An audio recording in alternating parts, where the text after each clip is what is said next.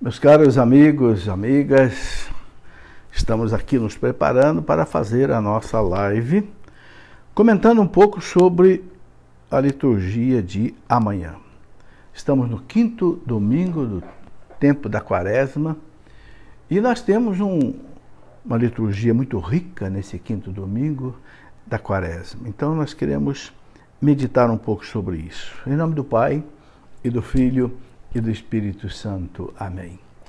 Vinde, Espírito Santo, vinde encher os corações dos vossos fiéis, acendei neles o fogo do vosso amor. Enviai, Senhor, o vosso Santo Espírito sobre nós nesta noite, e tudo será criado, e renovareis a face da terra. Oremos, ó Deus, que instruíste os corações dos vossos fiéis com a luz do Espírito Santo. Fazei que apreciemos, Senhor, retamente todas as coisas, segundo o mesmo Espírito, e gozemos sempre da sua consolação, por Cristo nosso Senhor. Amém. Divino Espírito Santo, vinde a nós, vinde pela intercessão poderosa do Imaculado Coração de Maria, vossa amadíssima esposa. Vinde iluminar a nossa inteligência, Senhor, para podermos compreender as santas palavras desse Evangelho de hoje, das leituras de hoje. Ave Maria, cheia de graça, o Senhor é convosco. Bendita sois vós entre as mulheres, e bendito é o fruto do vosso ventre, Jesus.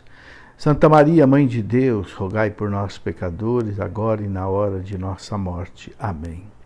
Glória ao Pai, ao Filho e ao Espírito Santo, como era no princípio, agora e sempre. Amém. São José, rogai por nós. São Miguel Arcanjo, defendei-nos no combate. Em nome do Pai, e do Filho, e do Espírito Santo. Amém.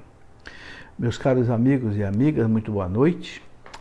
Queremos aqui fazer uma reflexão sobre a liturgia desse domingo. 5º domingo da Quaresma é praticamente o último domingo antes de nós começarmos a celebrar a Semana Santa. Porque a semana que vem nós já vamos celebrar o Domingo de Ramos, onde começa então a Semana Santa, né? Então, nesse domingo, a Igreja coloca para nós o tema da ressurreição, o tema da vida, né? Cristo que nos ressuscita, né? Todas as leituras falam disso. Podemos dizer que é o domingo da ressurreição, né? É um evangelho maravilhoso que fala da ressurreição de Lázaro, né? Fala, de certa forma, da ressurreição do povo de Israel quando estava lá no exílio da Babilônia, pois tem aqui um pequeno texto do profeta Ezequiel. O salmista fala, né, no Senhor nós encontramos toda a graça e toda a redenção, toda a salvação. Então tudo gira a respeito disso, né?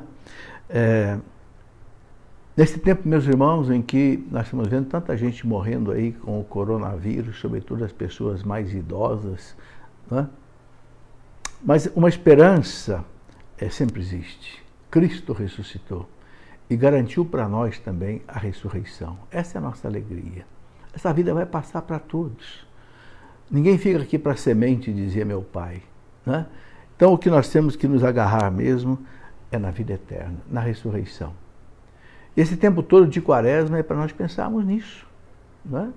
E eu estava vendo uma reflexão muito profunda de um teólogo muito bom, que é do Instituto do Verbo Encarnado, o IVE, né?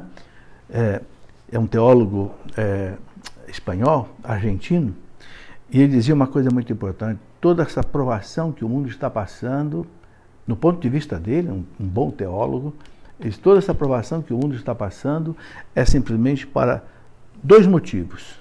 Primeiro, o povo se converter. Deus permite esse sofrimento por isso. Sabemos que Deus não é o autor do sofrimento, mas Deus pode permitir o sofrimento como um remédio amargo, né? Tem remédio que é amargo mesmo, né? Não há solução fácil para problema difícil.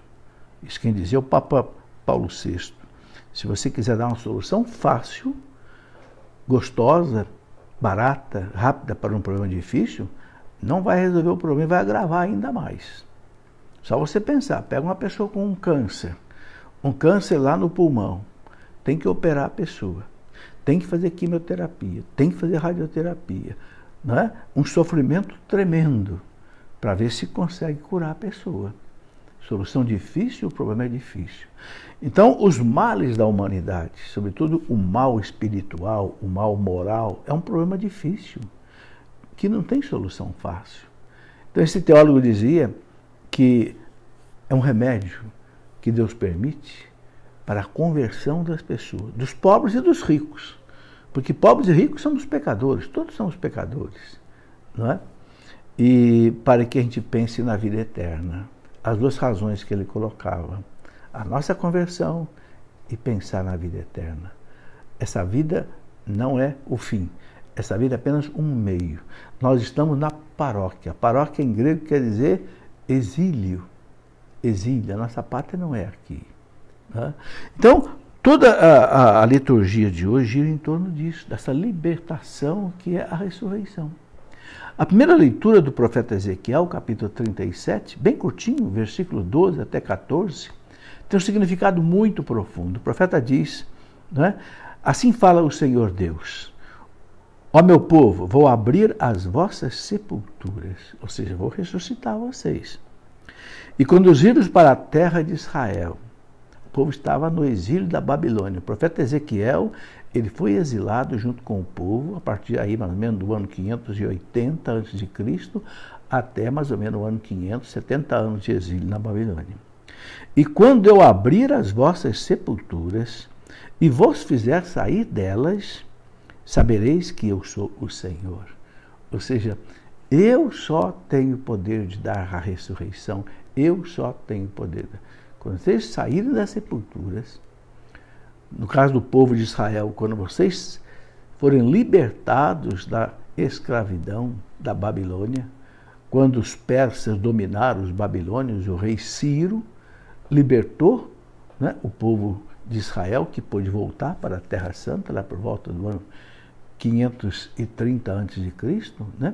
Então o Senhor disse, né, quando eu abrir as vossas sepulturas, vocês sabereis que eu sou o Senhor. Vocês vão ver que eu é que fiz esta obra.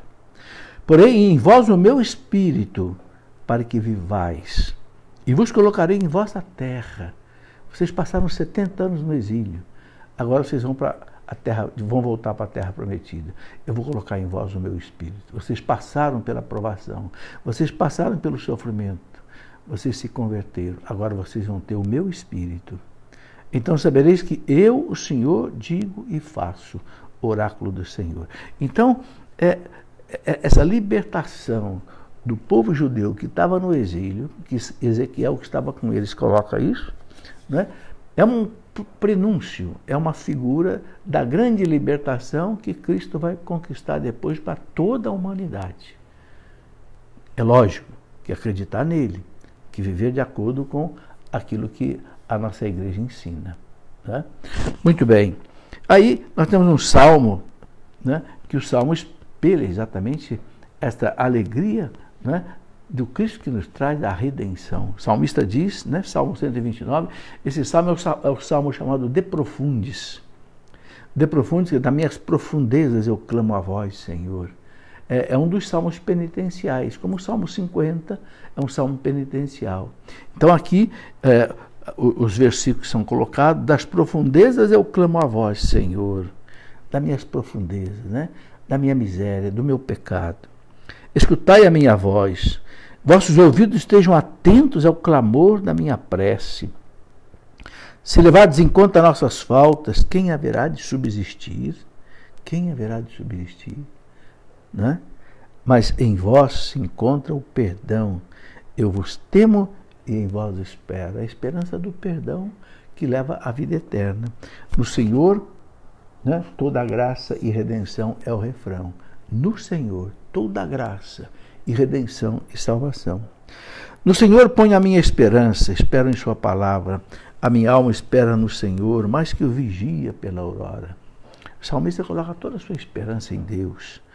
Espere Israel pelo Senhor, mais que vigia pela aurora, pois no Senhor se encontra toda a graça e copiosa redenção. Quem gostava muito dessa citação era o grande santo, né? Santo Afonso de Ligório, doutor da igreja, fundador dos redentoristas, ele gostava muito dessa citação, né? Pois no Senhor se encontra toda a graça e copiosa redenção, quer dizer, a salvação, né? Ele vem libertar a Israel de toda a sua culpa e poder então trazer a ressurreição. Bom, vamos para o Evangelho, depois a gente vai no capítulo 8 da carta aos Romanos, que é a segunda leitura. Porque analisando o Evangelho primeiro, a gente vai entender melhor depois a segunda leitura, Romanos 8, de 8 até 11.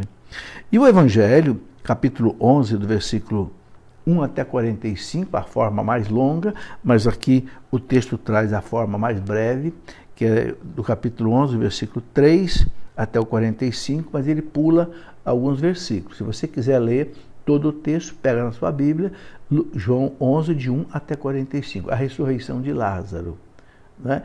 Esse episódio, meus irmãos, é uma coisa impressionante. Jesus já tinha feito várias ressurreições, né? Ressuscitou a filha de Jairo, né? Que era o chefe lá da sinagoga de Cafarnaum. Ressuscitou o filho da viúva de Naim, jovem, eu te ordeno, levanta-te, né? Mas Jesus deixa a ressurreição assim mais maravilhosa, mais estupenda, para as vésperas da sua paixão. Ele estava em Jerusalém já 6 dias antes de viver a sua paixão. Estava em Betânia, ele vivia em Betânia, era muito amigo de Lázaro, Marta e Maria. Betânia é uma cidade que ficava a 3 quilômetros de Jerusalém. Sempre que Jesus vinha, né, da Galiléia, ele se hospedava ali, né? Mas Lázaro ficou doente e Jesus não estava ali. De propósito, Jesus estava longe. Então o Evangelho diz para nós, né? Naquele tempo havia um doente, Lázaro, que era de Betânia, o povoado de Maria e de Marta, sua irmã, né? As duas irmãs. Essa Maria, os textos que eu uso para preparar esta reflexão, sobretudo, né, um grande texto aqui da Universidade de Navarra, do Opus Dei, eles dizem que havia 3 Marias que não são a mesma. A Maria Madalena, a Maria de Betânia e a Maria e aquela pecadora, né, lá que ia ser apedrejada. A Universidade de Teologia de Navarra diz que não eram a mesma mulher. É difícil identificar com uma mulher só, porque cada uma é de um lugar diferente. Uma é de Betânia, outra é de Magdala, outra é da Galiléia. Então, é difícil dizer que seja a mesma mulher. Mas, muito bem. Lázaro, Marta e Maria. Maria era aquela que ungira o Senhor com perfume e enxugara os pés dele com seus cabelos, preparando Jesus para a sua sepultura, Jesus disse, né?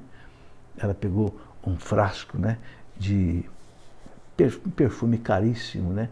E ungiu os pés de Jesus, a sua cabeça. Até Judas começou a criticar, né? Por que não pega esse dinheiro, não vende esse perfume, dá o dinheiro para os pobres, né?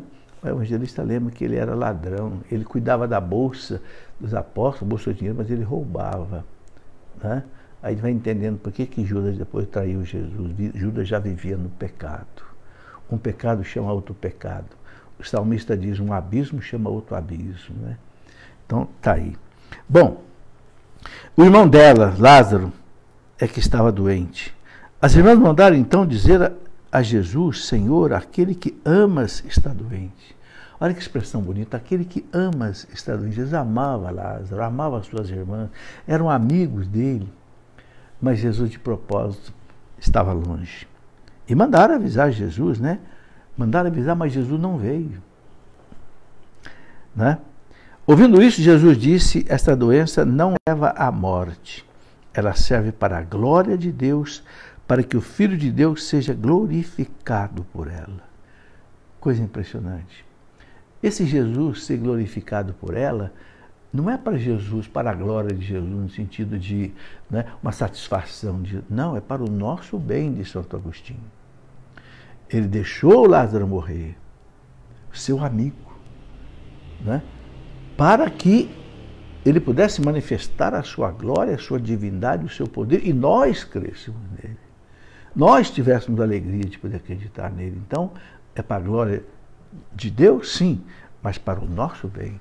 Santo Agostinho destaca isso nessa reflexão que ele faz, né? E aqui eu quero destacar uma coisa também, meus irmãos. Jesus usou o seu melhor amigo. Olha que interessante. Deixou o seu melhor amigo morrer. Está aqui no texto, né? As irmãs mandaram dizer: aquele que amas está doente. Será que Jesus também não usa a nós também, muitas vezes, para a sua glória? Para realizar a sua salvação? Santa Teresa d'Ávila, um dia, ela numa carroça atravessava um rio, porque ela caminhava de carroça para fundar os seus mosteiros na Espanha, né? E ela precisou atravessar um rio, mas o rio, a correnteza estava meio forte, virou a carroça com Teresa, com tudo, né? E no meio daquele sufoco, Teresa disse para Jesus: Senhor, é assim que o Senhor trata os seus amigos? Se Jesus respondeu para ela: sim, Teresa, é assim.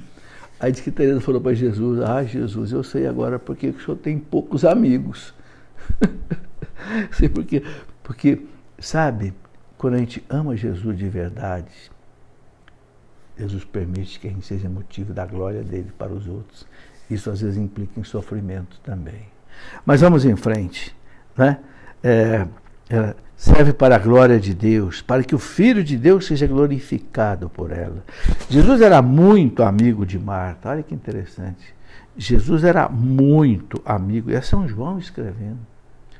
Ele tinha intimidade com aquela família, né? De sua irmã Maria e de Lázaro. Quando ouviu que este estava doente, Jesus ficou ainda 2 dias no lugar onde se encontrava. De propósito, deixou Lázaro morrer. Deixou seu amigo morrer, né? Então disse aos discípulos: vamos de novo à Judéia. Vamos voltar à Judéia. Os discípulos disseram: mestre, ainda há pouco os judeus queriam apedrejar-te e agora vai outra vez para lá, né? Jesus estava escondido fora de Jerusalém porque realmente os fariseus já estavam prontos para matá-lo. Os fariseus, os doutores da lei, os sacerdotes, nós vemos aí nos evangelhos dessa semana, né? Ok. Jesus respondeu: o dia não tem 12 horas? Para o judeu o dia só tinha 12 horas, das 6 da manhã até 6 da tarde.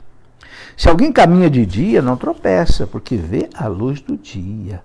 Mas se alguém caminha de noite, tropeça, porque lhe falta a luz. Ou seja, quem caminha comigo, caminha na luz. Não tem medo, vamos lá, né? Eles caminham nas trevas, eles caminham na noite, por isso que querem me matar. E Jesus continua. Se alguém depois acrescentou: o nosso amigo Lázaro dorme, mas eu vou acordá-lo. Você sabia que Lázaro tinha morrido, né? Mas era uma morte que não era para a morte, ou seja, não era uma morte definitiva, porque ele sabia que ele ia ressuscitar Lázaro, né? Os discípulos disseram: Senhor, se ele dorme, então vai ficar bom. Jesus falava da morte de Lázaro, mas os discípulos pensavam que falasse do sono mesmo, né? Então Jesus disse abertamente: Lázaro está morto. Aí falou claro: Lázaro está morto. Mas por causa de vós alegro-me por não ter estado lá, para que creiais. Olha aqui por que Jesus então deixou Lázaro morrer. Ele explica bem claro, né? Bem claro, né? Lázaro está morto, mas por causa de vós alegro-me por não ter estado lá, para que creiais. Jesus chega a se alegrar com a morte do amigo. Para quê? Para que os discípulos creiam. Ele tinha acabado de fazer a transfiguração. Sim, na vinda para Jerusalém ele tinha se transfigurado, para deixar claro aos discípulos que ele era realmente Deus. E agora ele quer deixar mais um milagre extraordinário para que eles creiam. Mas vamos para junto dele. Então Tomé, cujo nome significa gêmeo, disse aos companheiros: vamos nós também para morrermos com ele. Eu não sei se Tomé falava isso já meio conformado que ia morrer também junto com Jesus, se era um ato de bravura de Tomé, ou se era, não sei, um desabafo dele. vamos nós também para morrermos com ele.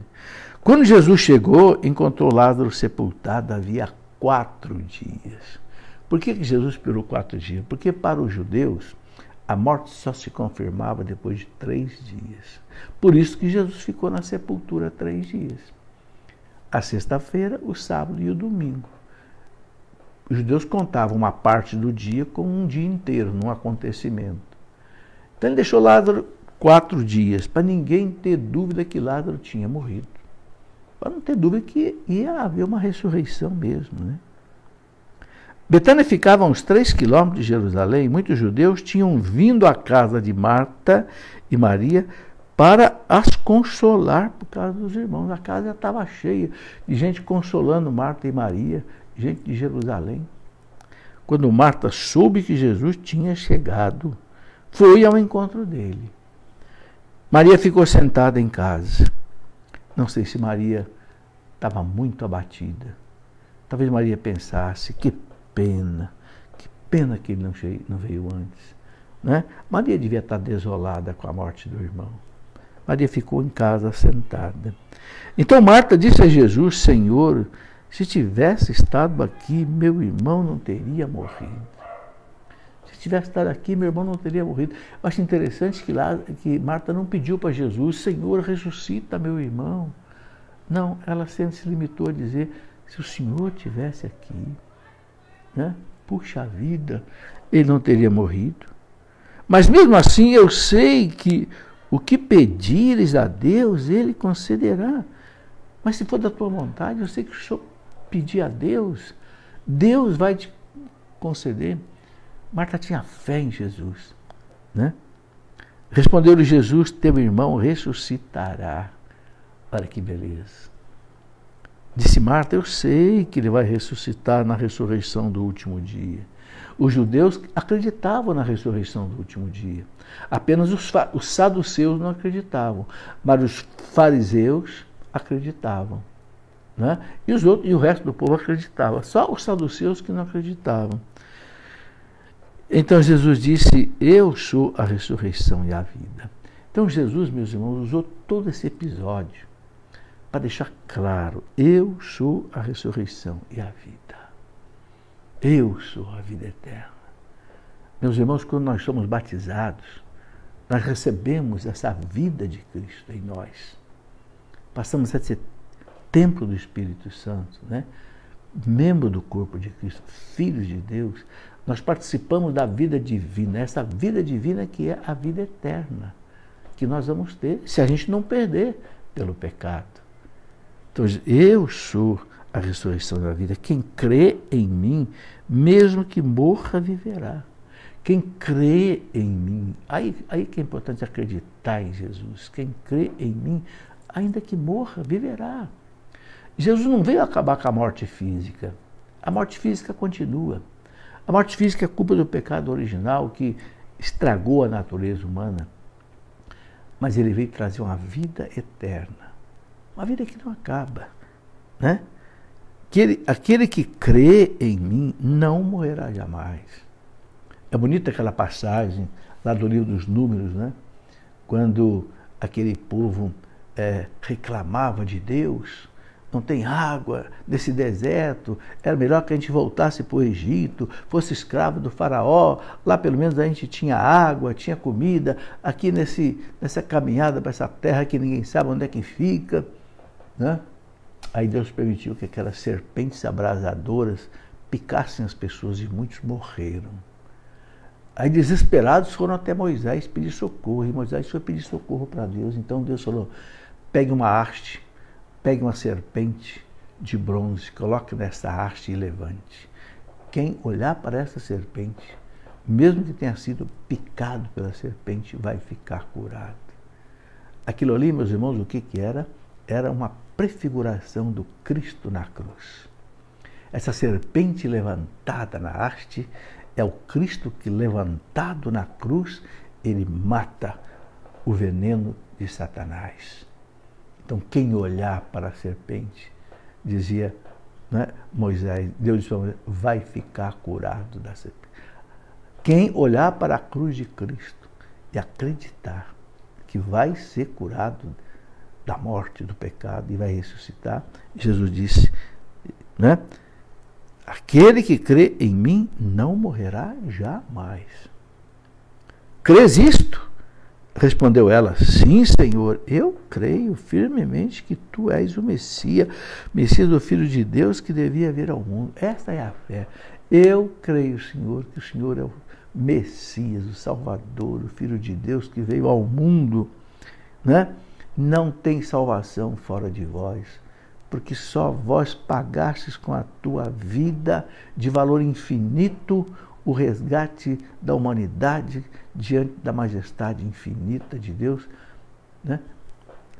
Marta deu uma demonstração de fé extraordinária, né? Depois de ter dito isto, ela foi chamar a sua irmã Maria, dizendo baixinho, o mestre está aí e te chama. Jesus mandou chamar Maria. Maria devia estar desolada, né? Maria é aquela que ficava aos pés de Jesus, ouvindo. Imagina o abatimento que Maria devia estar, né? Quando Maria ouviu isso, levantou-se depressa e foi ao encontro de Jesus. Jesus estava ainda fora do povoado, no mesmo lugar onde Marta se tinha encontrado com ele. Os judeus que estavam em casa, consolando-a, quando a viram levantar-se depressa e sair, foram atrás dela, pensando que fosse ao túmulo para ali chorar. Estavam consolando Maria. Maria estava desolada, né? Quando Marta falou baixinho no ouvido dela, olha, o Senhor quer falar com você. Os outros não ouviram. Então ela foi, o pessoal pensou que ela fosse até o túmulo. Não, ela foi encontrar com Jesus. Indo para o lugar onde estava Jesus, quando viu, caiu de joelhos diante dele e disse, Senhor, agora Maria, se estivesse estado aqui, meu irmão não teria morrido. Repete a mesma coisa de Marta, né? Quando Jesus a viu chorar, e também os que estavam com ela, estremeceu interiormente. Ficou profundamente comovido e perguntou, onde o colocastes? Né? Responderam, vem ver, Senhor. E Jesus chorou. Então os judeus disseram, vede como ele o amava. Amava mesmo, meus irmãos. Jesus chorou. Olha, meus irmãos, tem duas passagens nos evangelhos que falam que Jesus chorou. Nós temos que pensar nisso. A primeira passagem é quando ele, né, ele vai entrar depois em Jerusalém, né? E antes dele entrar em Jerusalém, montado no jumentinho, que é o evangelho do domingo que vem, ele, do alto ali de Betânia, no alto do Horto das Oliveiras, né? Não Betânia, ele avistou Jerusalém e ele chorou sobre Jerusalém. Chorou porque Jerusalém não se arrependia, não é? Ele diz, eu queria abrigar vocês como a galinha abriga os seus pintainhos, mas vocês não souberam reconhecer a hora de Deus, a hora da graça, a hora da libertação. Então Jesus chora, meus irmãos, chora não só quando morre um amigo seu, Jesus chora quando um pecador se perde. Por quê? Porque ele morreu por todos os pecadores, por todos os homens. Ele derramou seu sangue por cada um de nós. Santa Fonte de Ligório dizia assim, se existisse só você no mundo, só você para ser salvo, o Cristo viria do mesmo jeito e morreria só por causa de você.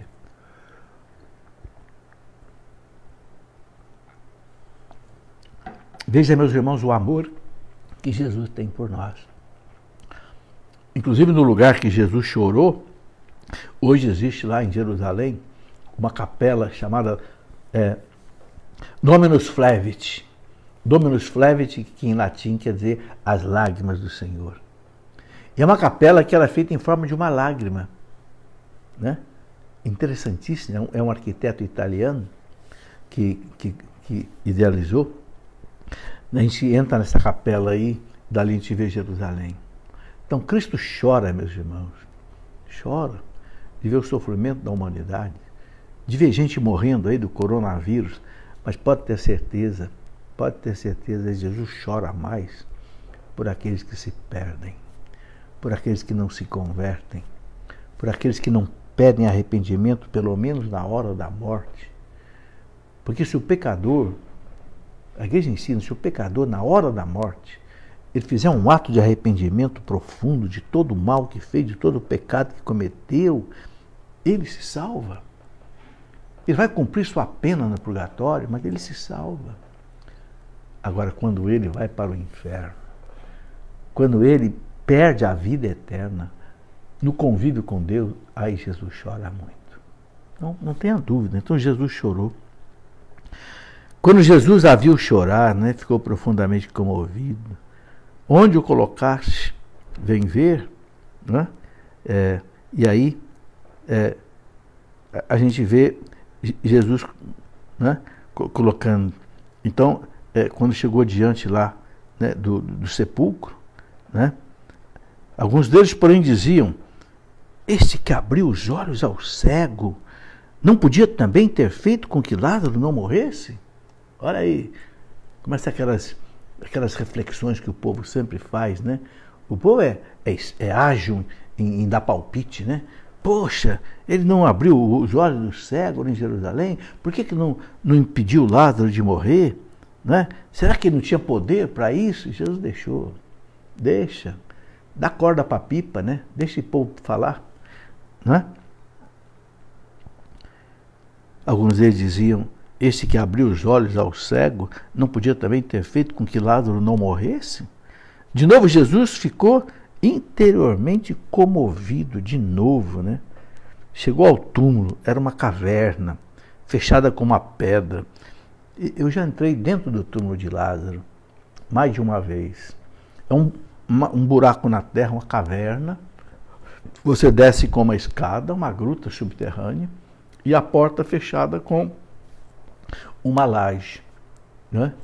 Então, alguns deles, aí então, chegou ao túmulo, era uma caverna, fechada com uma pedra. Disse Jesus: tirai a pedra. Marta, a irmã do morto, interveio: Senhor, já cheira mal, já está fedendo, Senhor, são 4 dias. Né? Os judeus, eles preparavam o corpo da pessoa de que maneira? Passavam aquela mirra, né? Passavam aloés, envolvia em pano, né?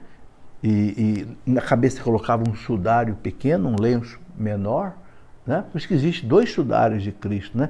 O sudário que envolveu o corpo e o sudário que envolveu a cabeça, que está na Espanha. Né? E depois sepultavam, mas aquilo ali não tinha jeito. A hora que o cadáver entrava em putrefação, ficava com mau cheiro mesmo. Né? Senhor, já cheira mal, está morto há 4 dias. Jesus respondeu: não te disse que se creres verás a glória de Deus? Olha, meus irmãos, nesse momento assim, trágico, né? Trágico, diante da morte do irmão há 4 dias, já em decomposição. Eu não te disse, se tu creres, verás a glória de Deus? Meus irmãos, nós também, se nós cremos, nós vamos ver a glória de Deus. Sim, porque Jesus disse que a fé arrasta montanhas. Jesus disse que quem tem fé é capaz de fazer com que uma árvore seja arrancada da terra e lançada no meio do mar. Se nós tivermos uma fé do tamanho de um grãozinho de mostarda. Né? Então a gente precisa ter fé. Né? Essa fé é dom de Deus, é graça de Deus. Temos que pedir muito ao Espírito Santo o dom da fé, porque é um dom. Né? Eu não te disse, Marta, que se tu creres, você verá a glória de Deus? Né? Está aí. Né? Tirai a pedra. Marta, a irmã do morto, interveio: Senhor, já cheira mal, está morto há 4 dias. Jesus lhe respondeu: não te disse que se creres verás a glória de Deus? Tiraram então a pedra. Jesus levantou os olhos para o alto e disse: interessante, Jesus sempre fala com o Pai, né? Levantou os olhos para o céu, né? Pai, eu te dou graças porque me ouviste. O Pai sempre ouve ele, né?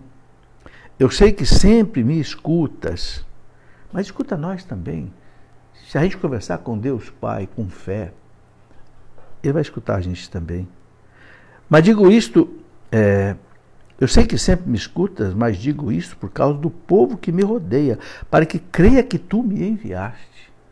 Para que esse povo saiba que eu sou teu filho, eu sou o Messias, eu sou enviado. Tendo dito isso, exclamou com voz forte. O texto que eu uso diz que essa voz forte significa uma grande graça. É um grande milagre que vai acontecer. Preste atenção. Lázaro, vem para fora. Né? Ele chama Lázaro pelo seu nome. A pessoa não perde o nome, não perde a identidade depois que morre. Não, continua. A alma continua com esse nome. Lázaro, vem para fora. Né? E ele não fala, Lázaro, em nome do meu Pai, vem para fora. Lázaro, em nome do Espírito Santo. Não, Lázaro, eu te ordeno, vem para fora. Olha o poder dele de dar a vida. Lázaro, vem para fora. O morto saiu, atado de mãos e pés com os lençóis mortuários e o rosto coberto com um pano. Era o sudário do rosto. Né?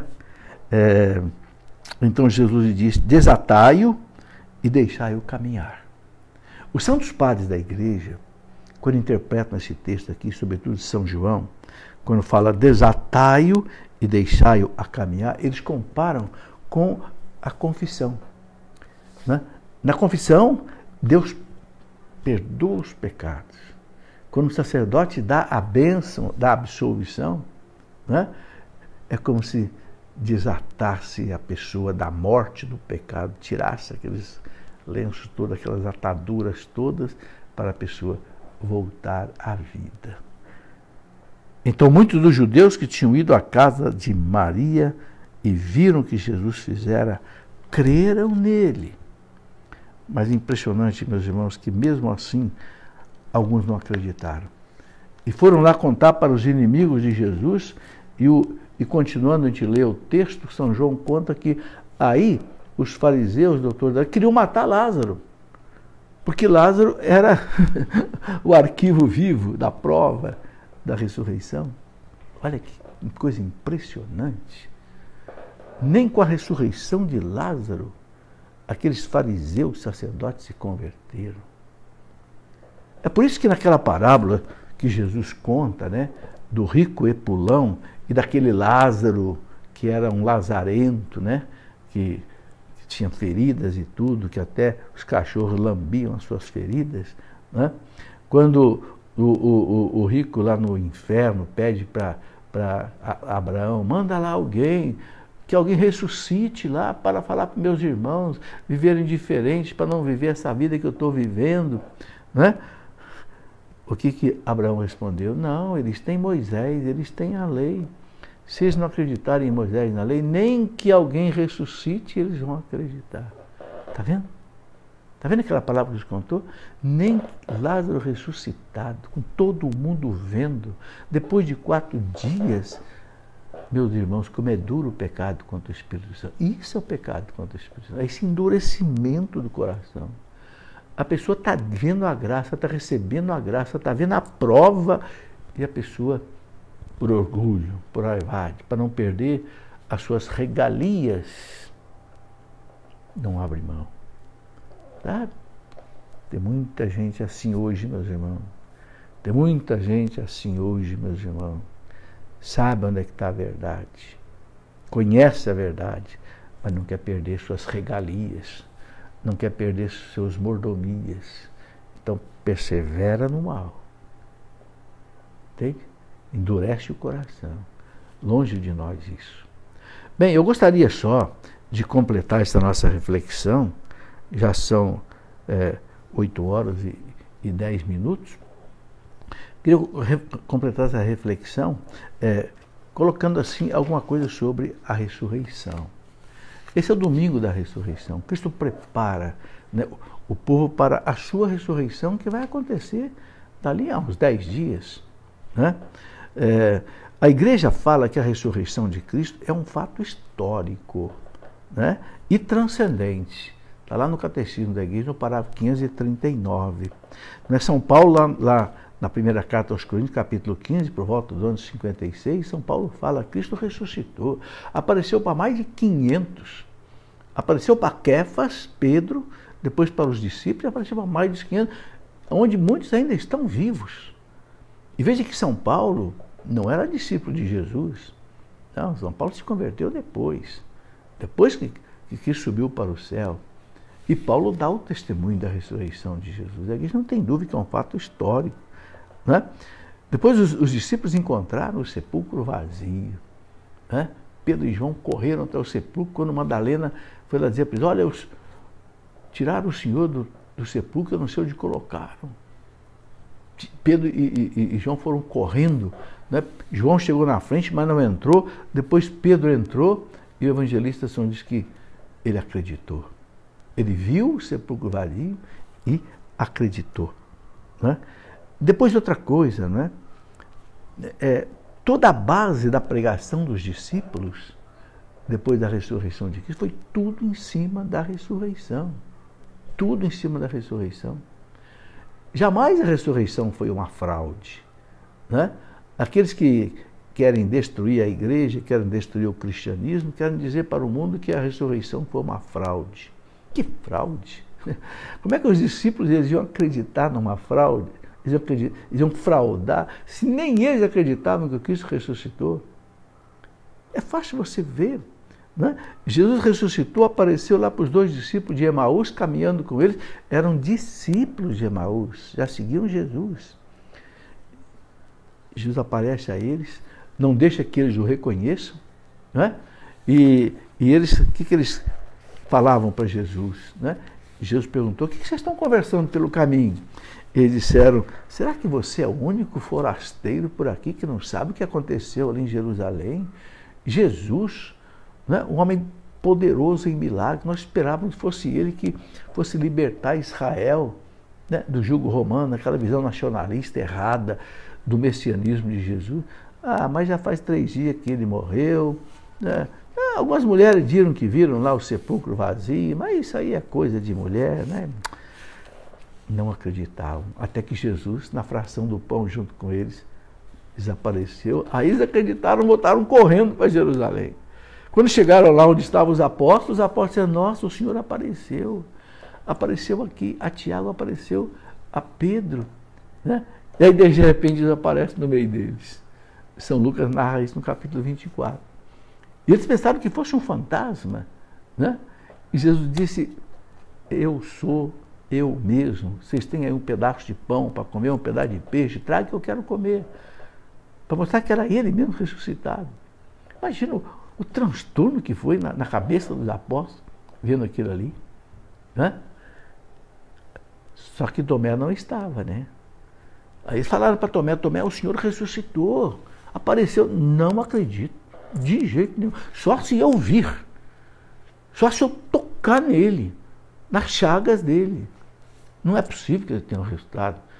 Um homem que foi massacrado, que nem ele fez, crucificado, vai ressuscitar. Vocês estão brincando. 7 dias depois, Jesus apareceu de novo no cenáculo e Tiago estava, e Tomé estava lá, né? Tomé, vem cá, Tomé, põe o dedinho aqui na minha chaga, põe o dedinho aqui no buraco do cravo. Não seja incrédulo, Tomé. Que contando isso? Estou contando isso para vocês perceberem. Os apóstolos não tinham a menor condição de inventar a ressurreição. Eles não acreditavam. Para eles era o fim do mundo, acabou tudo, não tem mais nada que fazer aqui, vamos cada um para a sua casa. Né? Mas Jesus aparece. A partir dali, meus irmãos, e a partir de Pentecostes depois, toda a pregação dos apóstolos era em cima da ressurreição. No dia de Pentecostes, Pedro, Atos dos Apóstolos, capítulo 2, Pedro que, né, tinha negado Jesus por medo, né? Tinha negado Jesus por medo 40 dias antes. Aí Pedro abre a janela do cenáculo e faz aquele discurso arrasador. Vocês mataram o autor da vida, mas o Pai o ressuscitou. Né?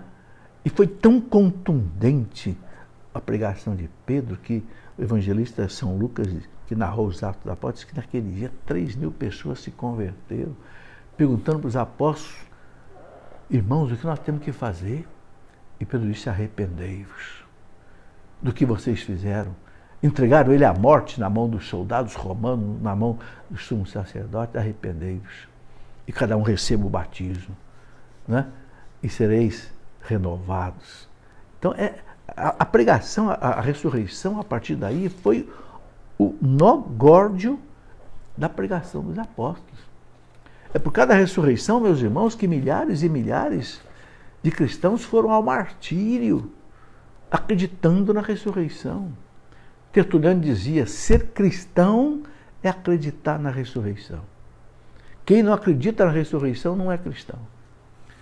Quantos e quantos eremitas e monges foram para os desertos, logo depois, né, acreditando naquela palavra que Jesus disse para Pilatos, né? O meu reino não é deste mundo. Essa frase mudou a história do mundo, diz Daniel Rupes. O meu reino não é deste mundo. Milhares e milhares de monges, eremitas, anacoretas, né, foram para os desertos viver na solidão, na oração, na penitência, no jejum, né, acreditando na vida eterna. E quantos mártires ainda hoje, quantos e quantos hoje aceitam o martírio? Você vê aqui no Estado Islâmico, degolando cristãos hoje, com gente filmando, passando na internet. Por quê? Porque acredita na ressurreição de Cristo.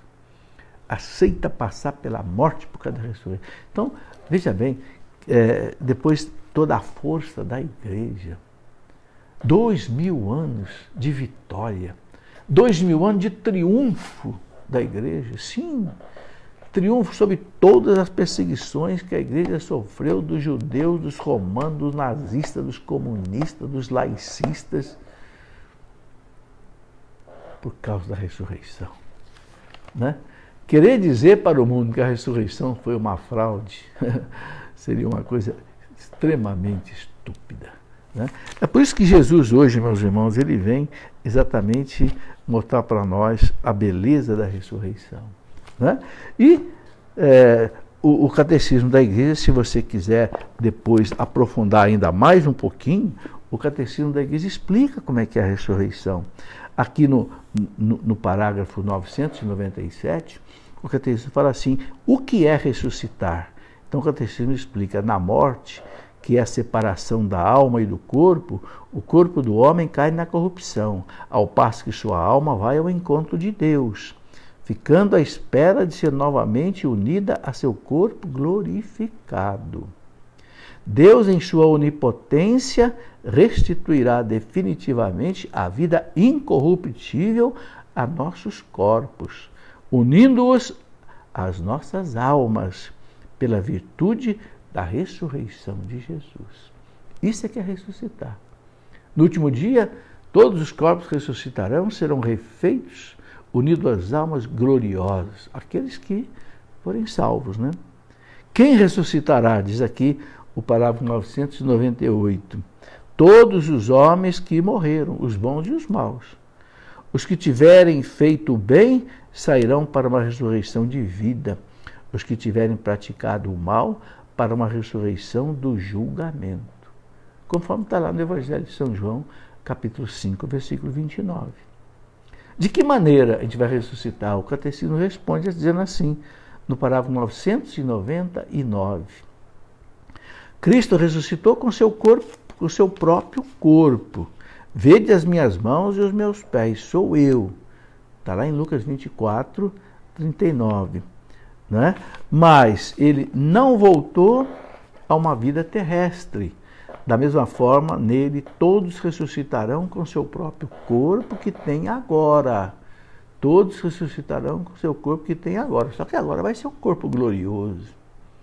Não vai ser um corpo feio, não vai ser um corpo defeituoso, não vai ser um corpo doente, não. Porém, esse corpo será transfigurado em corpo de glória, em corpo espiritual. Que beleza, né? Então, está aí, o catecismo explica e fala assim, quando é que haverá essa ressurreição? O parágrafo 1001 responde assim, quando? Definitivamente no último dia. A ressurreição vai acontecer no último dia, quando Cristo voltar, né? No fim do mundo. Com efeito, a ressurreição dos mortos está intimamente associada à parousia de Cristo. O que é a parousia? A parousia é quando Cristo vai voltar. Né? E aí, o Catecismo coloca aqui a citação de 1 Tessalonicenses 4,16. Quando o Senhor, ao sinal dado, à voz do arcanjo e ao som da trombeta divina, descer do céu, então os mortos em Cristo ressuscitarão primeiro. Está aí. Primeiro vão ressuscitar os que forem salvos, né? Para a vida eterna com Ele. Depois os outros. Né? Olha, é muito bonito, né, você ler o que o Catecismo fala aqui a partir do parágrafo 997 até o parágrafo 1004, mais ou menos. No parágrafo 1002 tem uma citação bonita: fostes sepultados com Ele no batismo. Também com Ele ressuscitastes pela fé no poder de Deus, que ressuscitou dos mortos. Se, pois, ressuscitastes com Cristo, procurai as coisas do alto, onde Cristo está sentado à direita de Deus. A citação de Colossenses 2, né? 12. Nós já ressuscitamos com Cristo, pelo batismo. Morremos com Ele e ressuscitamos com Ele. Né? E São Paulo, na segunda carta, né? Ou melhor, na segunda leitura, na carta aos Romanos, rapidamente, né? São Paulo diz assim, Romanos 8, versículo de 8 até 11, irmãos, agora a gente pode entender. Os que vivem segundo a carne não podem agradar a Deus, não pode. A carne quer dizer no pecado. Vós não viveis segundo a carne, mas segundo o Espírito, se realmente o Espírito de Deus mora em vós. Se alguém não tem o Espírito de Cristo, não pertence a Cristo. Se, porém, Cristo está em vós, né, numa vida sem pecado, embora vosso corpo esteja ferido de morte por causa do pecado, pecado original, vosso espírito está cheio de vida graças à justiça. E se o Espírito daquele que ressuscitou Jesus dentre os mortos mora em vós, então aquele que ressuscitou Jesus dentre os mortos vivificará também vossos corpos mortais por meio do seu Espírito que mora em vós. Então, meus irmãos, quem vai nos ressuscitar é o Espírito Santo. Por isso nós precisamos cultivar o Espírito Santo nesta vida. Vinde, Espírito Santo, enchei os corações dos vossos fiéis, acendei em nós o fogo do vosso amor. Porque é esse Espírito de São Paulo que vai nos ressuscitar. Amém, meus irmãos? Uma alegria poder ter estado com vocês mais uma vez.